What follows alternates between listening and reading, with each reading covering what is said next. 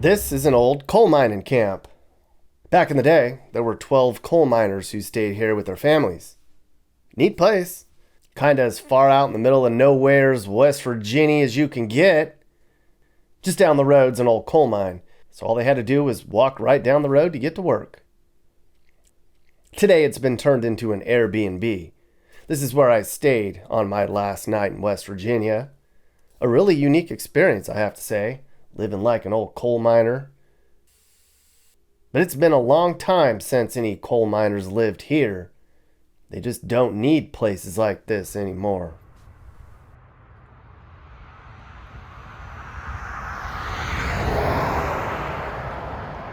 We're in McDowell County, West Virginia, and this is coal country, mister.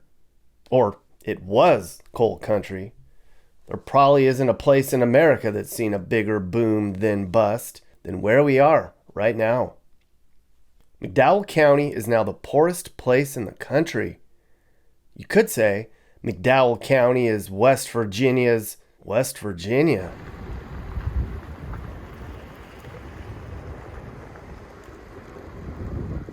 It was day 11 on my Appalachian adventure, and my last stop in West Virginia was the small town of Welch.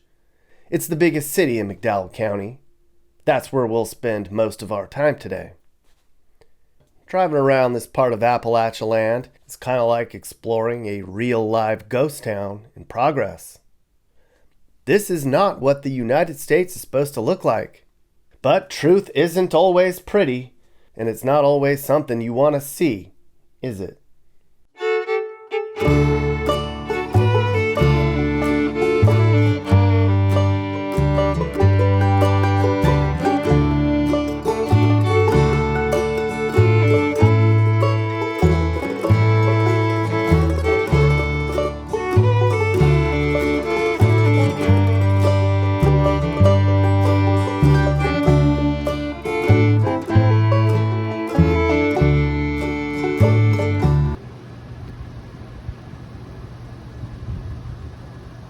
This is downtown Welch. Well, from here it looks like a downtown. There's buildings and roads and infrastructure. But when you walk around here, you can see it's not really a downtown anymore. I walked around downtown Welch for an hour, and I was like, wow, oh wow, everything's closed. Like, everything. I think I looked into 20 storefronts along the main street here, and every single one of them has been abandoned. Can't even tell what a lot of this was. Looks like all this hasn't been open for a long, long time.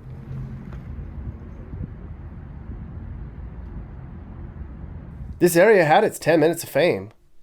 Now everyone here is scratching their heads as to how they can replicate the success. And it has been a conundrum, I tell ya. And it's not just here in Welch. It's all over this county. Driving around the back roads in the area, and all the little towns look like this. And every year that goes by, it goes back even further in time, just fading away like a once bright star. You kind of wonder if any of this is even going to be here one day.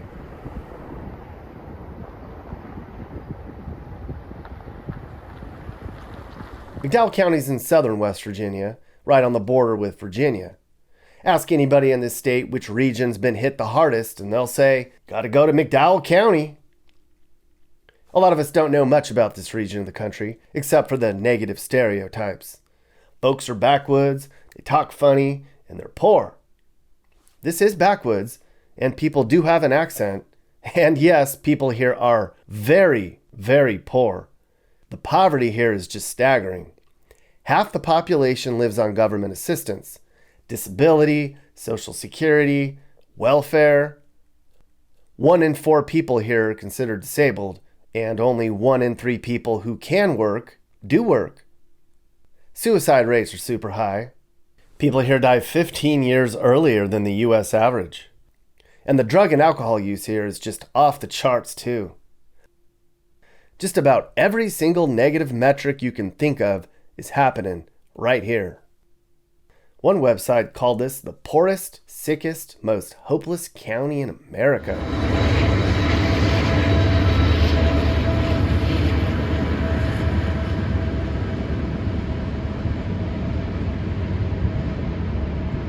In 1952, there were 120,000 people in this county. Today, there's less than 20,000. It's like that statewide. West Virginia's lost more people than any other state. And those who remain here are too poor or too stubborn to leave. A lot of them own their land, so they're unwilling to part with it. You can't blame them. But at this point, the government's paying a lot of poor people to stay here and remain poor. I mean, the first food stamps handed out in the county were given out here in McDowell County. That was in 1961, and it ain't stopped. And we're giving all this money to the people of Ukraine to fight a war. Well, there's a war on poverty happening right under our own noses. You might be asking, how did this happen? Well, it all begins with coal.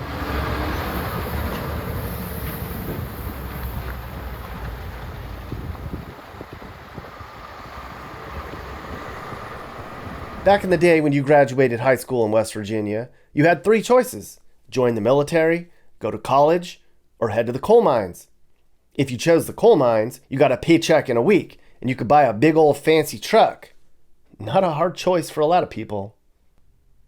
But coal is mostly gone now. Drive around these parts, and about every 20 minutes you come to a coal mine. Some are still going, some aren't. The ones that are shut down are far more numerous. Coal was such a big deal here, they even named the little towns after the coal mines.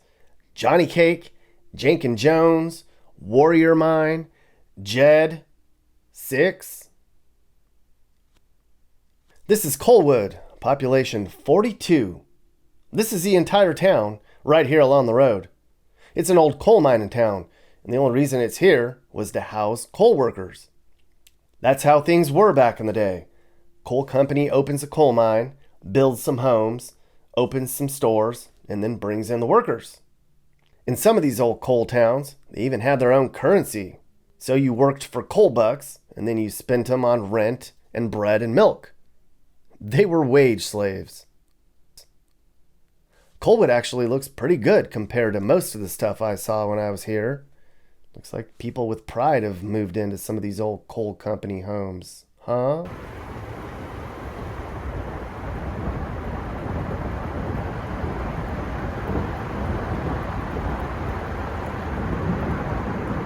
But coal was a blessing and a curse to these people.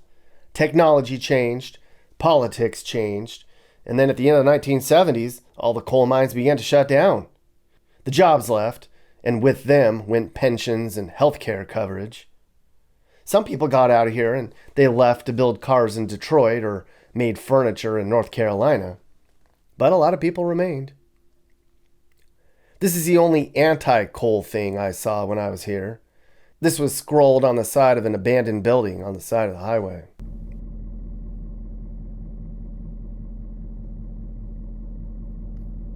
A lot of what's left in this county are the stubborn folks.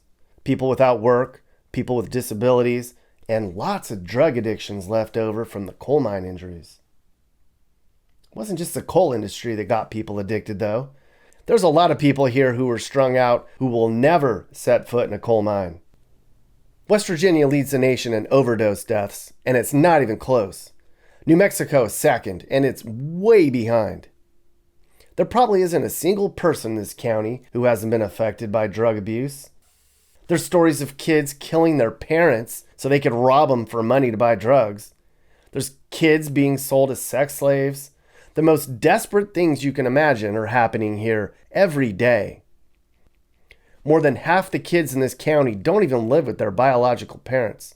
That's because so many moms and dads are addicts, they're in prison, they're dead. And poor Granny, she can only do so much. It was so bad here that Walgreens paid the state $83 million to settle a lawsuit involving Walgreens' role in the opioid crisis. The state says Walgreens was handing out too many pain pills, which got people hooked. West Virginia also sued Kroger, Walmart, CVS, and Rite Aid. The state's collected $1 billion now, and they say they're going to use the money to solve the opioid crisis. I hope they do. McDowell County's Walgreens was run out of town years ago. There's another pharmacy here these days.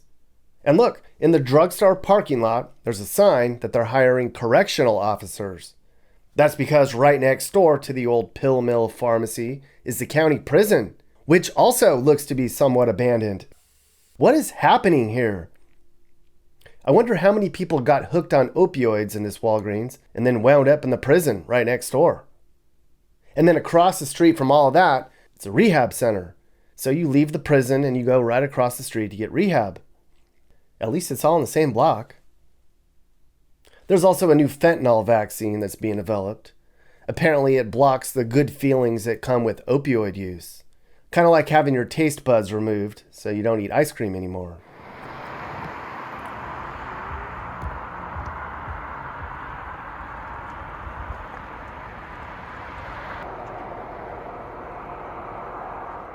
Everything's leaving here. There used to be 28 Methodist churches in this county. Now there's 6. There were 7 bars in Welch, but all but one of those is closed. The movie theaters, the community centers, the grocery stores, the mom and pops, all gone.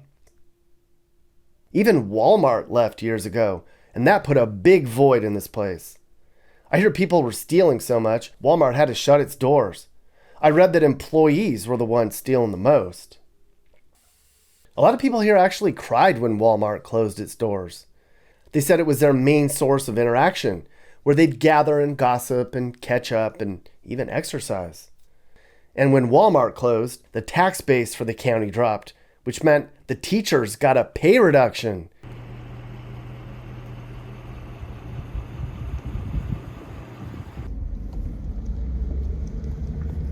Education's a big problem here. There's still 11 public schools in this county, but 3 more of them are being consolidated because there just aren't enough people. There's more than 200 teachers in this county, and they earn about $52K a year, which isn't bad, but there's nowhere for the teachers to live. So a lot of the first-year gung-ho teachers, they get jobs, and they drive in an hour or more from nearby counties. Well, that gets old, and so they quit. The teacher turnover rate here is 50%. There's some progress, though. The high school graduation rate in West Virginia is 82%, which is 10 points higher than it was 10 years ago. So that's good. But the kids who go off to college never come back. That's not good. I bet if you're a roll up your sleeves, get into the weeds kind of teacher and you wanted to make a difference, you could get a job here overnight. But good luck finding a home. You think there'd be plenty of available homes here because everyone's leaving. But the problem is most of the homes are falling down and unlivable. Things are so bad here, they're building small apartment buildings just for the teachers to live in. My God. Outside of teaching and some government jobs, there isn't much here outside of working at the local prison. In the last 10 years, this county's lost half its jobs. And then when they create new jobs, a lot of the people here can't pass the drug tests. They even test for pot here, which makes it even harder to find workers. So you have all these problems working against the place. There's no jobs, but then they create jobs. There's no one to work, and there's nowhere for the workers to live anyways. It's a big knot to unravel, for sure.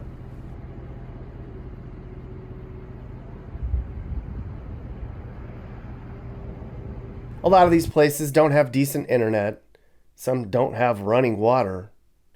It wasn't too long ago that a lot of these people drank out of their wells and heated their homes with coal. Some still do. I stayed at one.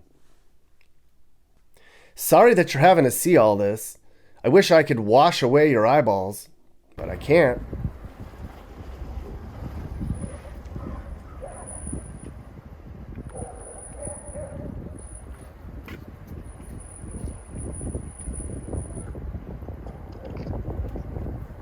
It's really pretty here. It's kind of ironic that nature is really all they have up here to enjoy, but they really, really wish the coal plants would get fired back up again. A lot of us say we want this. Peace of mind, space, affordability. But we're all skipping over this place. I bet if weed was legal, people would figure out a way to make that happen up here. I'll tell you that. But West Virginia might not ever make weed legal.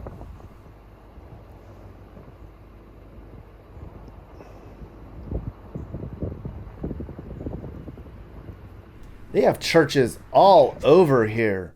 Most people go to service Sundays, Mondays, Tuesdays, every day for some of them.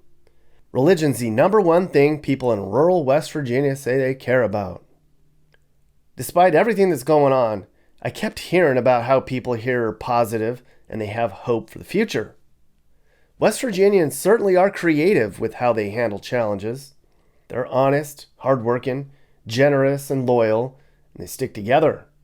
Like there's this organization that comes down from Charleston every week, and they come down to McDowell County with nurses and dentists and fresh food. They counsel drug users, and they try to get the kids to stay in school. And the tourism industry's picked up. A lot of the off-roading and ziplining and kayaking's grown, and there's some hope that that'll trickle down into a little bit of growth. And they don't have the big city problems out here. It's not dangerous here. Just about everyone here has guns, but hardly ever have to use them.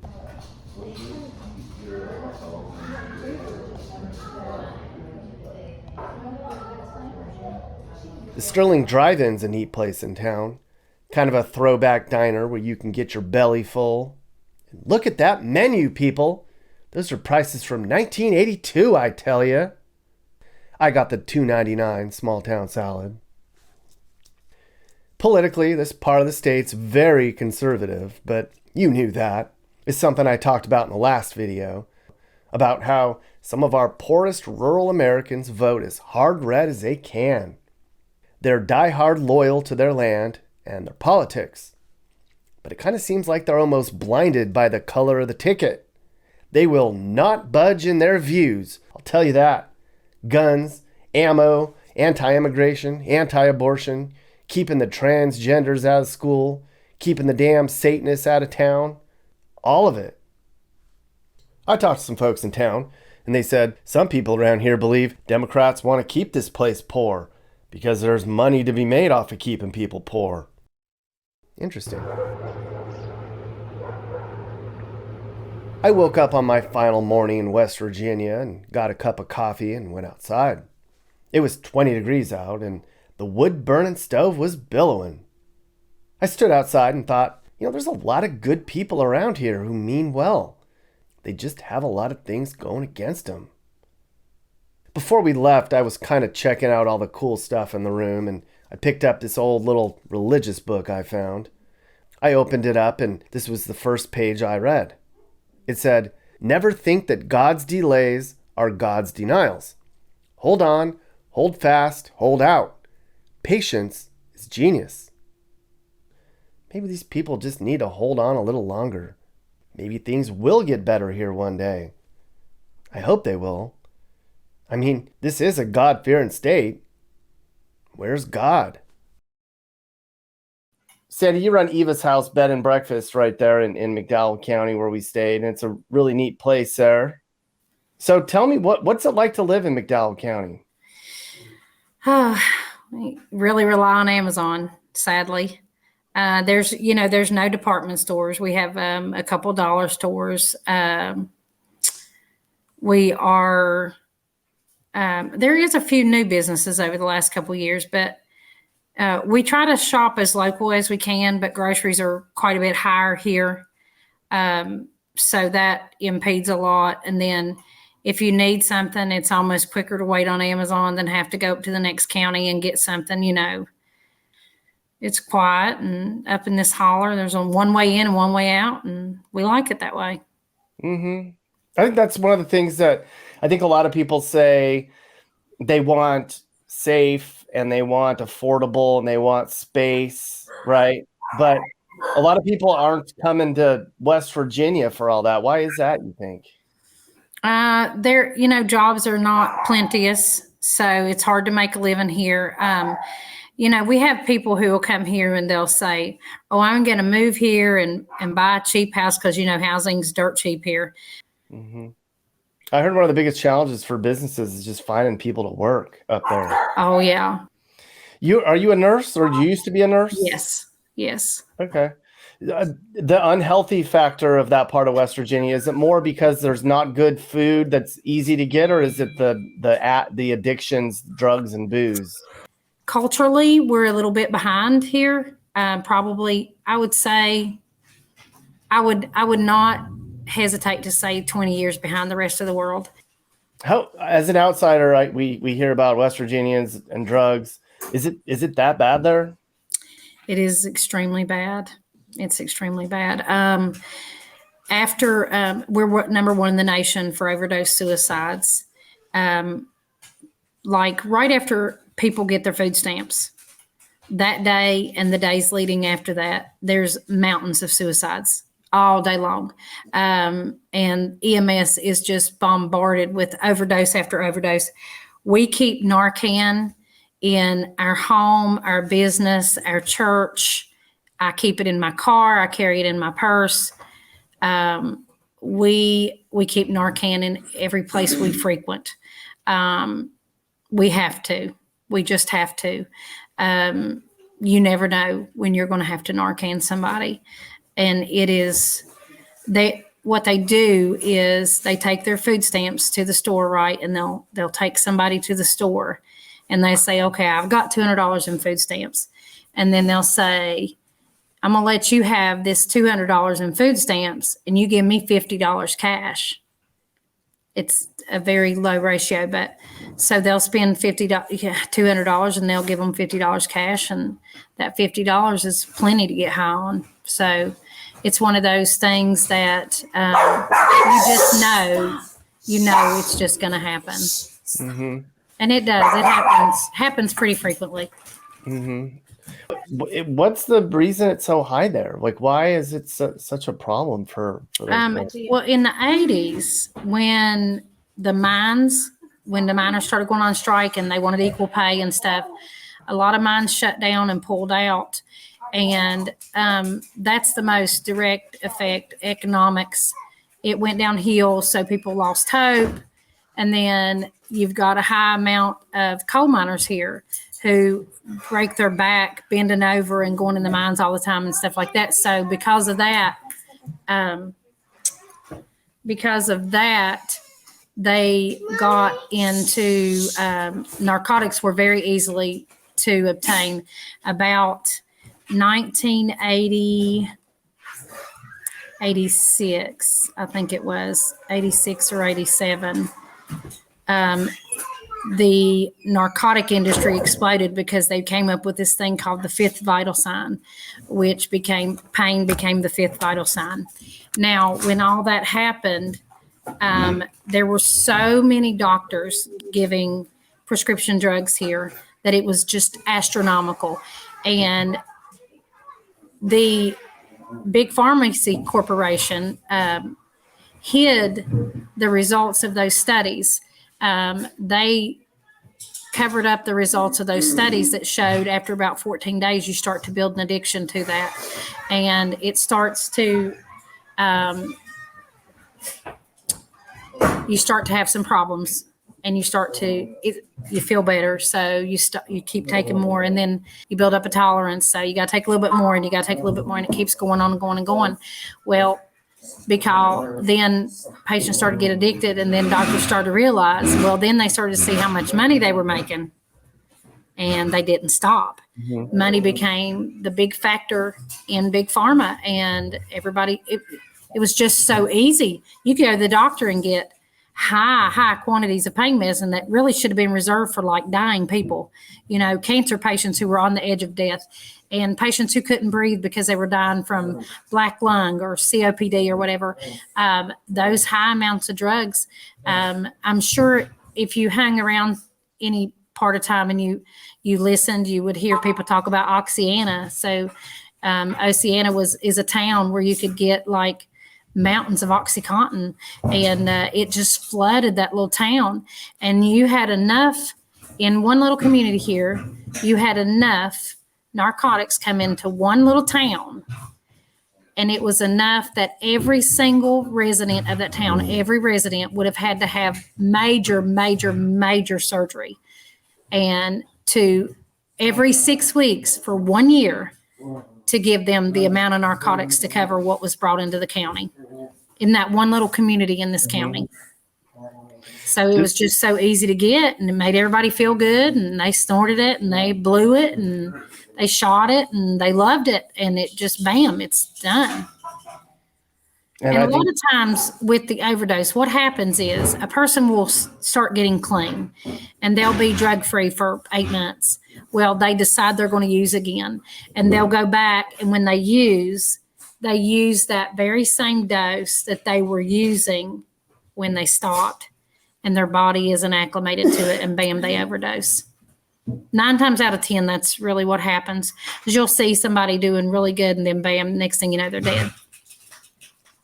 So I'd imagine most people in that area know somebody that's having trouble with drugs, or they have had trouble with drugs. I mean, it affects I can't imagine that there is even one household here that doesn't have somebody in their family or close to them that's addicted. Not one.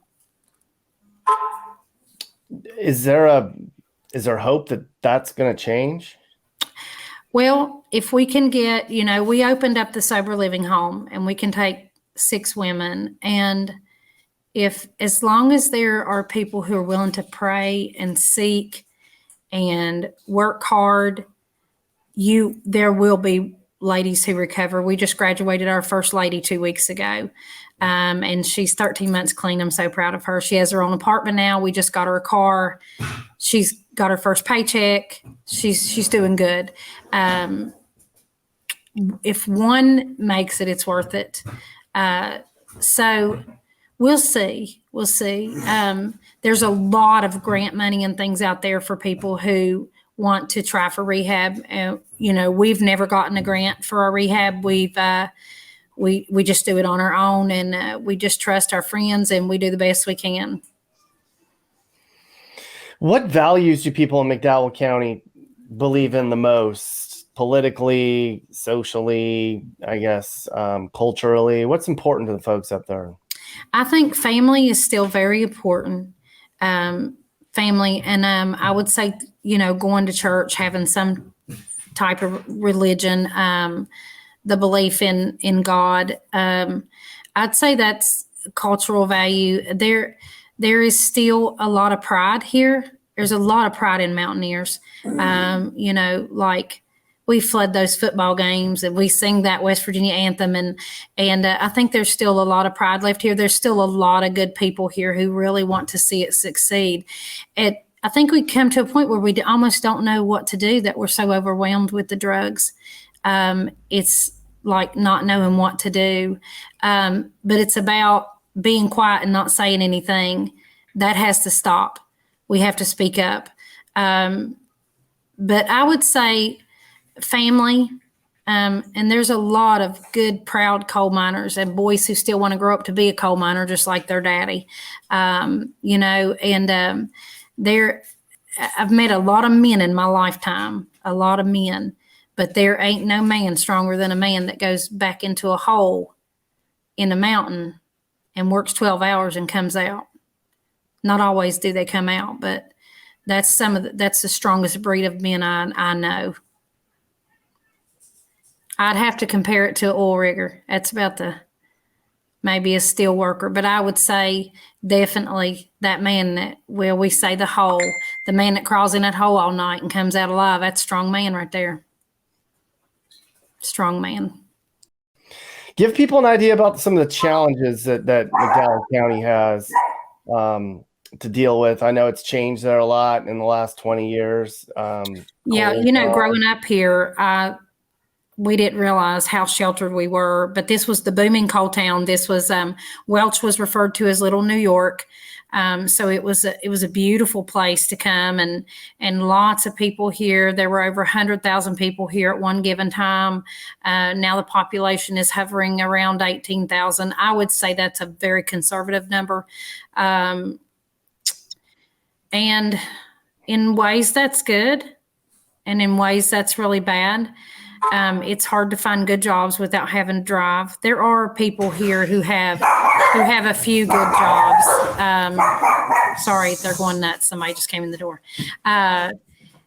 There are people here that have a few good jobs. There is a local hospital that tries its best. And it's just been bought out by WVU Medicine. So we're hoping that that's really going to help us here, because if you get really, really sick here, you're going to die here if you don't get immediate help. And I always tell people, we host a lot of teams, mission teams coming in, a lot of people. I'm like, this is not the place to get hurt. Don't get hurt here. We do a lot of self-care, and, a lot of people go to the doctor. There's a lot of little clinics around and things like that. We have some great nurse practitioners and doctors and all that stuff. But if you want something big, you're going to have to go out. If you're very sick, there's not adequate health care here. That's one of the big challenges. The second biggest challenge is it's a food desert. I traveled all over the world and went to all kinds of different countries, and I've been to Haiti multiple times, and Haiti's a huge challenge for food, and but it is sometimes a big challenge here. Getting fresh fruits and vegetables. Oh my gosh, it's getting fresh avocados or fresh pineapple, those things you just love and want. And the cost is just extraordinary right now for just fresh fruits and vegetables. And, and then there's no organic choices. We like to stay organic, and we have to order a lot of organic ingredients online, just to try to stay healthy. And, we don't depend on the grocery store a lot. We do a lot of herbs and roots and all that stuff. And the good thing is here now, that's pretty easy. You can dig your own herbs and roots all day long. It's plenteous. It's everywhere. But, you guys visited and you seen the trees all over the mountains. It wasn't always like this. It was farmlands and crops and things like that. So it's a food desert. If you have a child who gets sick in the middle of the night, and you're out of Tylenol, you're in trouble. You're in big trouble. So we keep Pedialyte, Tylenol, things like that on hand for our grandchildren. And our kids know to keep certain things on hand. You always keep like water heater elements, a couple pieces of PVC pipe, or, just small. It's just something you keep because you just don't know if you can get it. There's not a hardware store here open after 6. You have to go all the way to Princeton or Beckley or Bluefield to get that. If you have an emergency, you're in trouble.